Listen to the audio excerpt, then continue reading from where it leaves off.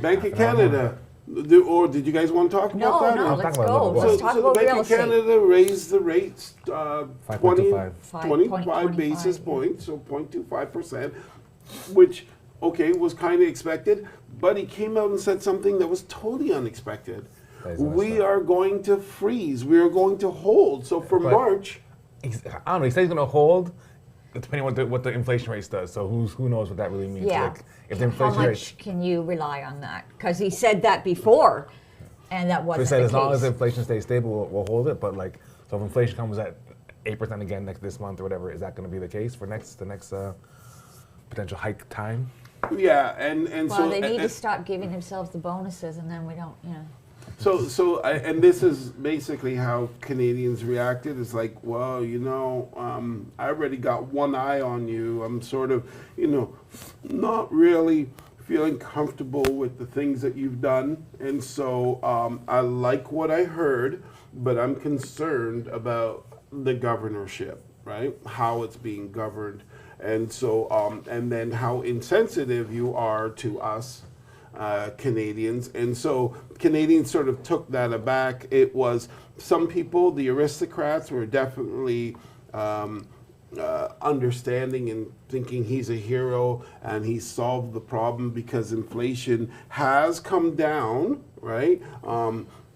And so that, because I can't remember what the last one was, 6.8, 6.5, I think it came down again in this December, but I believe it. Don't quote me on that, but it's been coming down, and so his policies are working, is what they're saying. However, what's really interesting that I find very fascinating is that inflation is coming down globally. So the fact that he is, hitting us with these interest rate hikes, we are affecting the global inflation, and inflation is coming down all over the world. So this man is like a miracle worker, and so I mean, it is really. But it's not like only Canada has increased the rates. Everyone's increased the rates. Well, Like, not we did everyone, it, but I know what US you did mean. it. That's true, but we only feel it here, and it's coming down everywhere. So it must be him. Could it possibly be I like don't just know. a global thing? Maybe I he's a was hero on like a you and it's showing part-time. last week, and a gentleman said to me, "It's not his fault. It's the Canadian. Canadians are reckless with their money.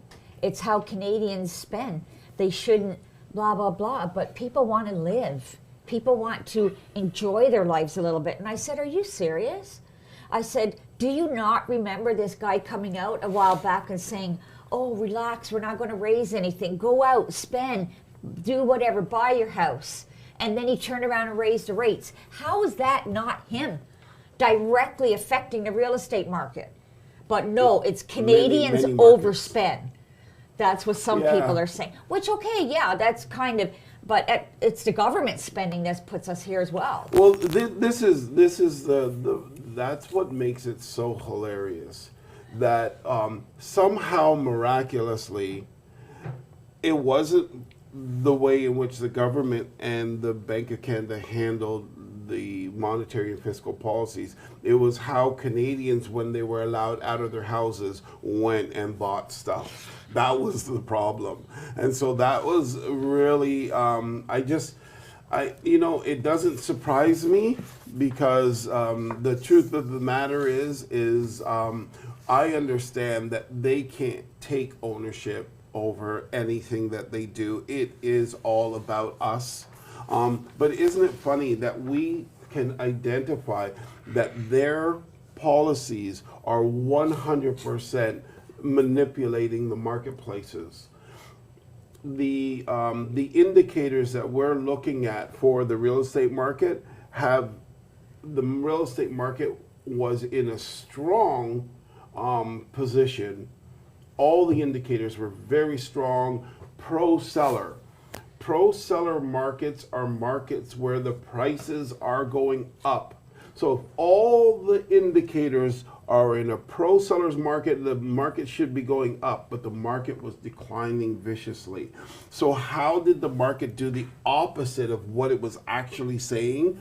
because of the government policy, the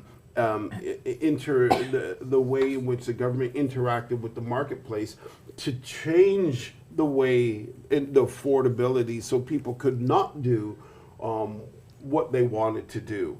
They restrict the money flow, they make it really expensive, and therefore create a false environment, similar to the false environment that's created during COVID.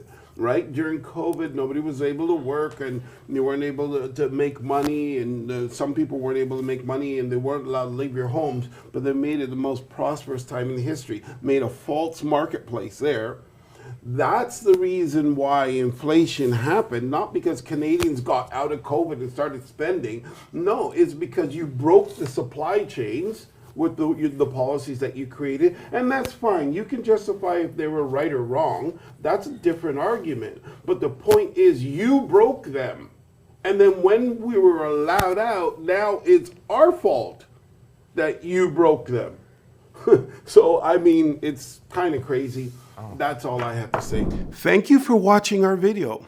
We hope you enjoyed it. And please let us know your thoughts in the comments, as well as any questions you may have. We're live most Saturdays at 11 a.m. Eastern Standard Time, so make sure to tune in. If you're interested in learning more about real estate, click the link in the description to sign up, and we'll send you a series of educational videos all about real estate. Thank you again for watching, and remember to like this video, subscribe to our channel, and click the bell icon so you can stay up to date on all our future uploads.